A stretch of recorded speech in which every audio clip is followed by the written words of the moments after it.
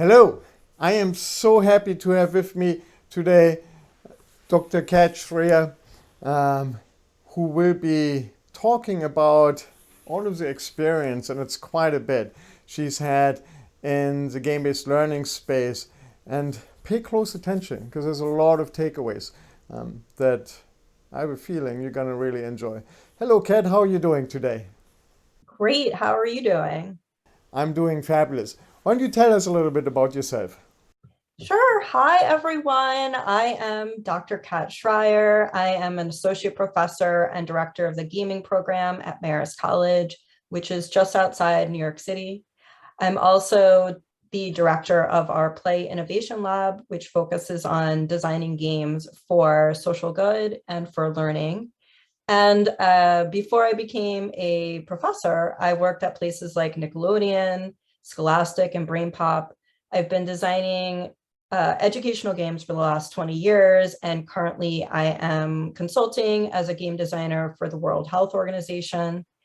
And I have published over 100 materials on learning over the years. And my latest book, We the Gamers, came out last summer. Thank you for having me. Oh, thank you for being here, making the time. And you can find the link to Kat's latest book right below. I highly recommend that. Um, get us going. Tell us a little bit about your lab, your innovation labs that you're running at the university. Sure. So we do all different kinds of activities to support student learning as well as helping the community at large. So we've done all different kinds of projects. For example, we've worked with the ADL, which is the Anti-Defamation League, and we did a game jam on identity and supporting how people make games. And we created games based on the theme of identity. So a game jam is basically a 24 to 48 hour, really intense event where people are making a game about a certain theme. And we were having the students do games on the theme of identity, and they made all different kinds of games related to that. We also have done things like help design board games and card games. So there's a group called Common Circles. They create anti-bias games and materials to support more connection and empathy among people, and we help them in designing a game. We also do student events. So we have our own game jams that we run. We also take students on studio tours when we're not in a pandemic. And we also do things like do game demo events, invite industry speakers to come and visit, and support student learning in all different ways. Oh, that's wonderful. Um, we over here we actually have coming up Chillennium, the largest student game jam in Texas. Although it's quite a bit to drive for you guys, but you're welcome to join us. Um, Yeah, that sounds amazing. it's yeah, 48-hour jam, and we've been really great to get a lot of industry from both coasts actually sending their professionals here. I mean, from EA to Insomniac, Epic, and so on, and then schools from all over the country join, and it's always a great experience when you see the students making the games over the weekend. And we tried to do a more serious theme at the beginning, but then realized that didn't work as well with our students. And so they tend to all make entertainment games. So, but it sounds like when you do a game jam, it's more on a serious theme, educational, or you mentioned identity. So, what got you into that direction versus entertainment? Yeah, so this game jam happened to be focused on, well, I mean, you can make a game jam about Anything. anything, right? So it could be Yes. on a serious theme like identity or inclusion or empathy, but there's a global game jam, and we also do that, and that, all different kinds of themes. Like the theme this past year was duality, and the students made all different kinds of games related to that. So that's kind of the beauty of game jams, is that you get to make it your own and interpret the theme how you are interested in it. But I'm specifically interested in games for learning. I think that I don't see that distinction necessarily between learning and between entertainment. For me, learning is entertainment. So I'm like a very curious person. I like to learn. And I think all games are really about learning. So even a game like Fortnite, or a game like Among Us or Minecraft or any game that's super popular, Overwatch, you still have to learn, right? There's a lot of learning that goes into that. And whether, whether you're just learning the rules of the game or learning strategy, or you're learning teamwork, or you're learning communication, I mean, all of that, those are skills, right? Those are skills that you're practicing in a game, even a what you would consider like an entertainment game. And so I'm specifically interested in learning games because I love that it mixes so many different kinds of disciplines. So I get to think about everything from the technical aspects, if you're creating a digital game, to the artistic aspects, to the human aspects, right? So thinking about the psychology of the game or the players and how they're interacting with the game, thinking about the community and the social dynamics, right? All of that is important. And then, of course, adding in the learning aspects, right? The educational aspects. How are we supporting learning in the game that we're creating? And that is super exciting that I get to think about all of those kinds of areas to develop something really, really transformative. So when you think back on your many years that you've been now working in this space, what project or game would you say that really stands out at the forefront of your favorite project, and why is it your favorite project? Yeah. I mean, I have so many favorite projects. It's like, how do you choose among all the favorites? I think that for me, the one that stands out the most in my mind is the one that started it all. And that was my graduate thesis when I was at MIT. It was one of the first augmented reality games for learning. And it might have been definitely one of the first for learning about history. Might have even been the first. And back then, this was 2005, we didn't even have GPS on our phones. So I had to use a separate GPS device to create what basically was a location-based game similar to Pokemon Go, right? Where like, depending on where you're standing, you see like different virtual characters appear on your mobile device. And that was the game. Basically, it took place in Lexington, Massachusetts in the United States, which is also the site of the Battle of Lexington from the American Revolution. And the players had to actually be in that site, Lexington, Massachusetts. And depending on where they were standing, different characters from that historic moment would appear on their mobile device, which was a Palm Pilot, very clunky Palm Pilot, but it worked. It actually worked depending on where, like the different hotspots. They had this long, kind of huge, clunky GPS device connected to their Palm Pilots.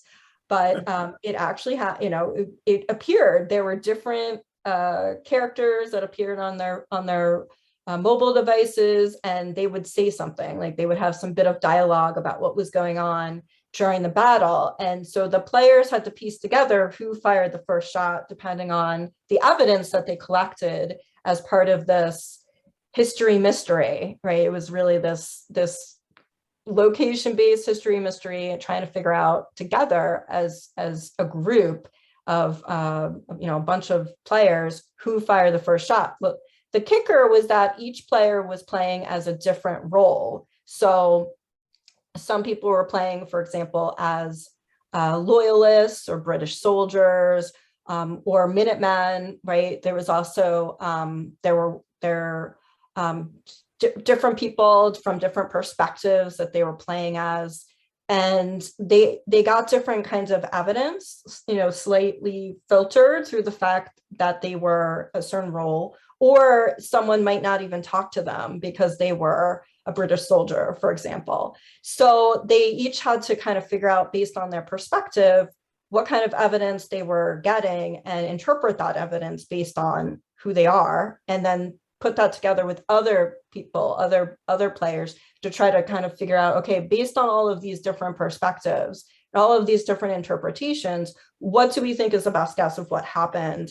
who fired that first shot. And what was interesting is that each time I ran the game, there were different interpretations and a totally different series of events that were constructed that seemed completely valid based on the evidence that they had collected and the way they interpreted it, of who fired the first shot, right? So we don't actually know who fired the first shot. There's a lot of different interpretations, and all of those were baked into the game. And the students who are playing the game came up with their own interpretations as well. The game was targeted toward middle school and high school students, and having that as my, one of my first games that I was working on, and I wrote the entire game myself. I researched the historic moment. I put all the content in myself, worked with a developer, but most of it was done by me. Having that like really hands-on work, and this is like my own project, was really amazing. I worked with a group at MIT that was creating augmented reality games, and I basically was modding an existing game that they had. And but they had made that game for science purposes, right, for environmental learning project, and I was making it for a history project, right? And it was really amazing to see how we could use games in that way to really understand that history is a story, right? It's an interpretation of the past. It's not actually the past, right? And so giving those experiences to the students to really realize that history is again, it's interpreted, right? And that their own interpretations mattered in the way that they thought about history was really empowering. And seeing that come alive kind of set me on a course of, this is something that I want to do for the rest of my life. And it gave me a sense of focus and in wanting to continue to do those kinds of experiences. That is fascinating. And the game sounds amazing. What is it about the, and I don't know how polished or finished the final game was, but by your description, it wasn't, as polished as you normally would think today, or even back then, what you would get, oh, here's your shiny CD-ROM, plug it into the computer, and it just works. But we recently made a game on for disaster training for students, and that was hobbled together with spit, gum, and duct tape, I like to say, using different platforms. And so it really turned out that kind of that unpolished, raw experience was just amazing. What happened to the game? Is it still available? Did you continue?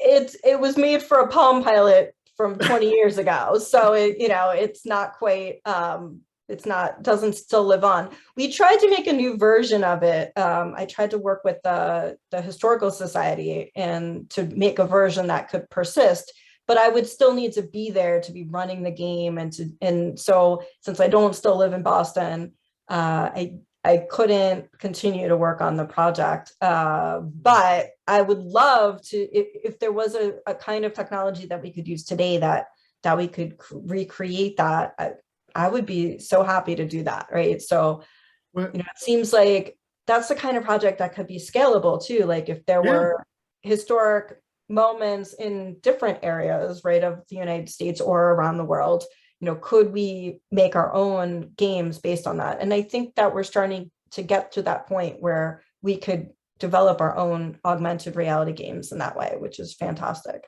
Yeah, and I would argue games, more so than any other medium, are uniquely positioned to do exactly what you're describing, to transport people back in history. I mean, the first game we made here at A&M was a historical game for art history. Italian Renaissance, although not augmented reality, but the moment you say that, it came to mind, well, what about VR? Because what about as a full VR experience, I in Texas or students here in Texas or in Alabama could actually feel like they're in Boston, they're experiencing it, gathering the clues and the evidence. But I'd really love even more so the aspect of it's not telling you one thing or the other. It's showing the whole experience is when the students are finished, they're coming out of it and all hearing different interpretations and the realization that history isn't one thing, right? It's like, oh, black and white. Right. Yeah. Yeah, I remember at the time the Iraq War was happening, and the students were talking about how, it's interesting to think about in the future, like how will that war be written up in a textbook in the United States versus from another country? Because again, it's that moment now in the future is his history, right? And how is that going to be interpreted through the lens of textbook, right? Textbook writers. So they were already thinking about that, like thinking ahead to like current moments and how that might be interpreted by us. Like, how is that being interpreted by us? But there was something about like, I'm actually making a virtual reality game right now, so I'm supportive of that. But that said, having that be a location-based game, there was something about being in the actual site where the battle happened that was really thrilling for the students. And one of the participants in the game said something like, on my mobile device, I was like reading about someone who was like calling for their wife and like falling down as they're dying in battle. It was a Minuteman soldier who was like kind of like, reaching toward the home where his wife lived. And then he was like, and then you look up and you see the actual house where that person was looking, and you see a plaque on the house and says like, this soldier died right in that spot while he was reaching for this home. And the houses are still, the buildings are still there. They the place where the Minuteman soldiers were like conferring about what to do, like still there, right? Some of the houses of these soldiers are still on the green. And you see that, and it's like, oh, this was really, I'm really there. And I'm feeling like, even though it was in the past, I'm in the same location. And it gives you that connection to the past in a really emotionally evocative way, because it's not just, it's less distant. You feel like, I'm really there. This is really the spot where this person died and was like reaching out for their wife. And I'm reading about it here on my phone, but I'm there, I'm there in that place.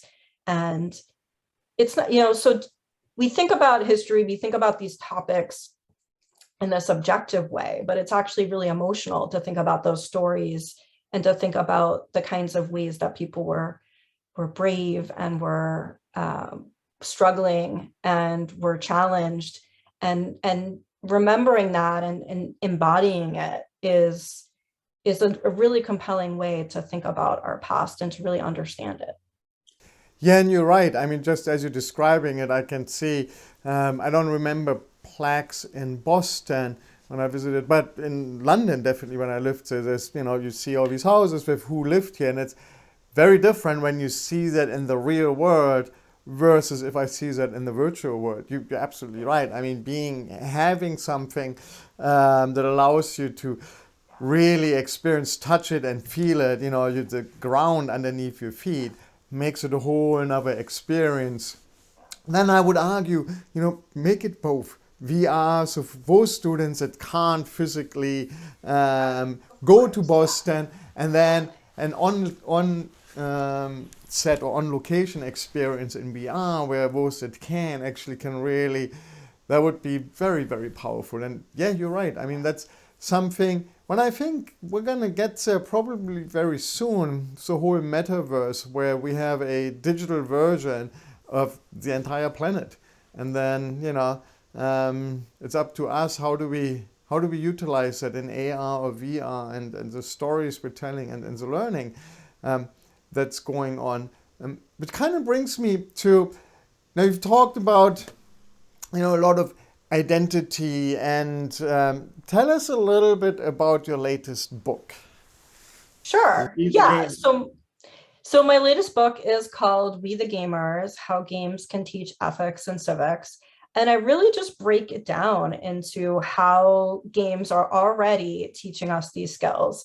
So they're teaching us everything from decision making and systems thinking to the emotional part, right? So emotions and understanding ourselves better and understanding other people's identities better, and perspective taking. Of course, there's always strengths and weaknesses, and I kind of try to dig through those, right? So what are some of the strengths of using games for some of these skills and practicing all different kinds of things from communication to design? But what are some of the weaknesses and some of the challenges, and how do we overcome those challenges so that we can make much stronger educational experiences for our students? And so I give like practical advice for teachers on how they can use games in the classroom or in other places. But I also give a lot of examples, and I give a lot of support, and I look deeper into some case studies of games that are doing these things, and like, again, like, what are the strengths and what are the limitations of doing this? So when you think about identity and gamers, you've done quite a bit of work in that direction. Tell me a little bit more on exactly, imagine our audience are educators. How should they think about gamers? Because there are stereotypes what a gamer is and isn't. Yeah, sure. So like identity could mean a lot of different things, right? So it could be gender identity, sexual identity, race, ethnicity, religion, those kinds of personal markers. It could also be, how do you see your role? Like, right? Like, are you a gamer? Like, do you identify with that? What are your hobbies? I'm a professor. That could be part of my identity too, right? So all of these different kinds of things all make up aspects of our identity. And so the kinds of things that I was looking at was, if we make games, for example, about identity, like looping back to that first question, right? Like, so a game jam about identity, would that help us in exploring our own identity and also others' identities in a way that might even reduce our biases and enhance our empathy for others? And so one of the things that I'm working on right now is doing game jams. And I talked about how my students participated in them, but I also had a game jam that ran across many different cities in the United States to look at, could we make a difference in terms of people's perspective taking and their own exploration of their identity through the process of designing games.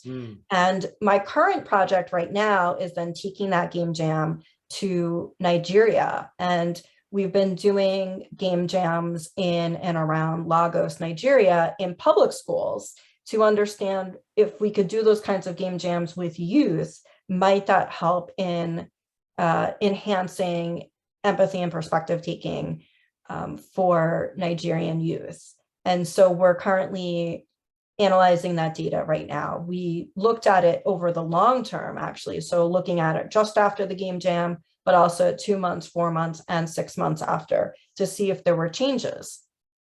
And then we're also in Nigeria creating our own virtual reality game to explore that as well. So we're trying to understand, if we make a game where you're embodying someone who's facing discrimination, would you then have reduced biases about them? Would you enhance your empathy and compassion for them? And so we're also designing that game. And we're also looking at embodiment as well as observation. So if you observe someone being discriminated against, are there benefits there of doing that in virtual reality? And then we have a third condition, which is related to, if there's a role model who is supporting you and understanding how to better interact and connect with someone who's being discriminated against, does that help? If you're doing that in a virtual reality game, does that also help in reducing biases and enhancing empathy? And so it's super exciting to think about, all different ways that we could think about using games, right, to do that, because we don't normally think about games as being reducing biases, right? We think about, and certainly we should be thinking about the hate and harassment in games.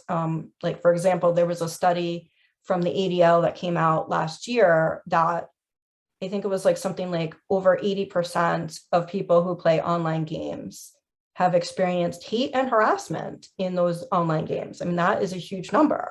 On the other side, 99% of them experienced some kind of pro-social connection, like friendship or mentorship.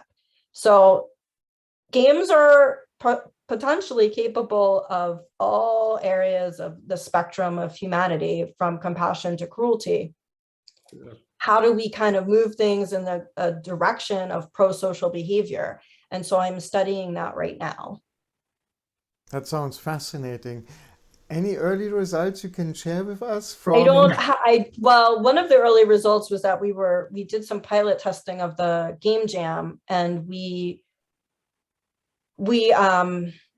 needed to just change things in that pilot test to make it show more variance, so that we could do a proper study. But we don't have the results yet.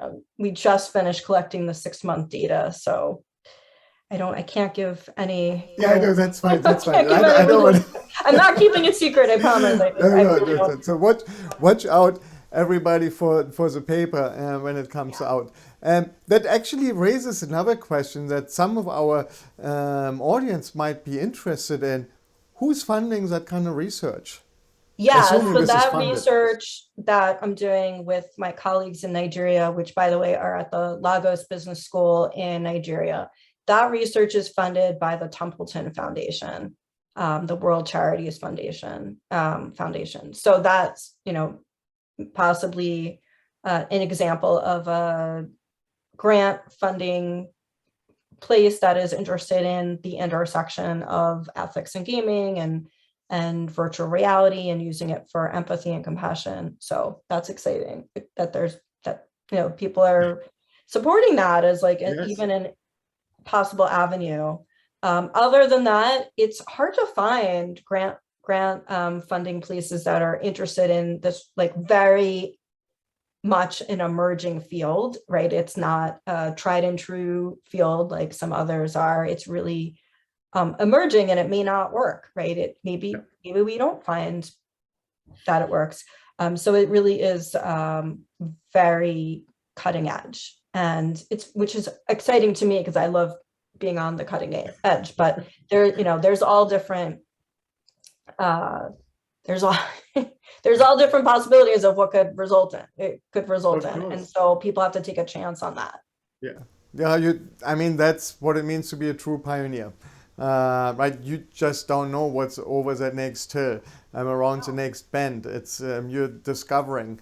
You're the first, and that's and like the thing is, like, about game and game design is, like, you're always learning from failure, right? So even if we fail, which it sounds so definitive, but we learn from that, right? We learn from that, and then we think about, okay, this didn't work, but what can we do differently next time so that it might work, right? And so you might fail 100 times, but then you finally find success. And I think that anybody who does anything in innovation understands that you may fail many, many times, but it's about keeping going and staying determined.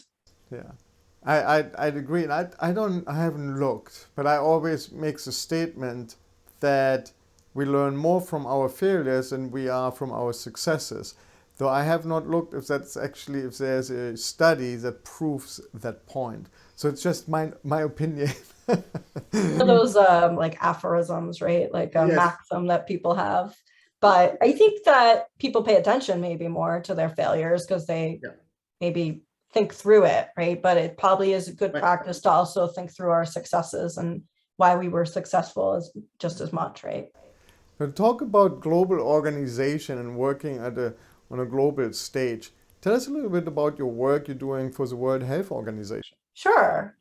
Yeah, so that's really exciting, right? Because I feel like it has a true global impact. I mean, I'm so excited to be working with the Nigerian colleagues because I feel like, that ability to have an impact beyond the United States, to me, is really important.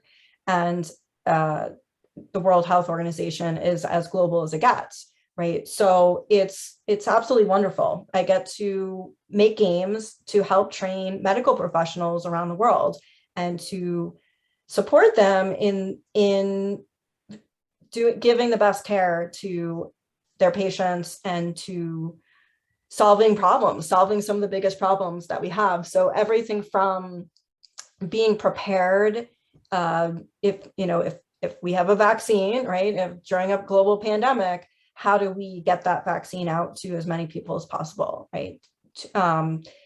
Also, things like mass casualty management, right? So unfortunately, we have to deal with situations where we have mass casualties, whether it's an earthquake or a bombing or a war. And it's again, a very unfortunate fact of life that we have those kinds of situations, but we want to prepare our medical professionals to be able to handle those events if unfortunately they happen. So one of the games that I'm working on right now is an augmented reality game that is to support hospital professionals in case of a mass casualty event, like a bombing or an earthquake. Those patients come in, and the hospital has to be able to manage those patients to enhance the chances that they survive. And so we're working right now on creating an augmented reality version of a hospital. So it's a hospital, and you see that virtual hospital space, but it is, they're virtual patients that come in, they are received by a triage officer who is, again, a virtual officer that's being controlled by a player, and they're being moved to the right places, and then doctors are working on them. And so that all of that management is happening in the game, and it helps the hospital professionals be able to be prepared in case there is an actual mass casualty event. It's not something that hospitals practice very often, right? But they could practice it through a game. And so we're creating that now. Oh, that sounds really exciting. And it's really interesting to hear that, because we've just been given a grant to do a game for disaster preparedness, for interdisciplinary working, when pharmacists, public health officials, doctors, nurses, they all have to work together when disaster strikes, and figuring out how do we work together, that interprofessional training. And so yeah, I mean, part of it is definitely doctors picking the right treatments and treating the patients properly, but a lot of it is communication and teamwork, right? So you're having to manage which staff goes where, how do you make sure that you have the right people in the right places, and the right resources, and people are communicating that, we need to move this person there. I mean, all of that can be practiced through a game. And I think games are great ways to be able to support those kinds of skills. So that's fantastic. I would love to hear more about your game. Yeah, maybe there's opportunity to work together, collaborate, actually. It sounds like, very closely related, yes. Now, for anybody that's watching, that's thinking they want to get into this space, either using games in their classroom or as a researcher, what are your recommendations, where and how to start? Well, I mean, just anybody can do this, right? So I think that one of the biggest issues is just that people have a lot of fear about games and really any kind of technology, anything new. But first of all, games don't have to be digital. So it could be a board game, card game. It doesn't even have to have any materials, right? I run a game in my ethics and gaming class where it's just people moving around and having little pieces of paper, right? It doesn't have to be complicated to be effective. And so I would recommend, the first step is I edited a book called 100 Games to Use in the Classroom and Beyond. It's totally free. You could download it.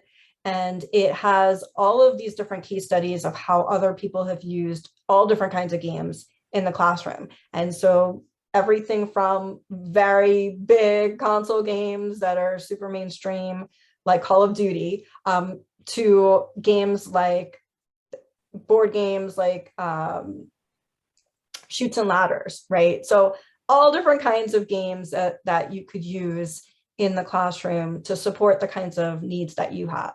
And so when I'm thinking about using a game in my class, I always think about a number of factors. So one is, what are the goals, right? So what, is there a certain skill or topic that I'm trying to teach? The second thing is the audience, right?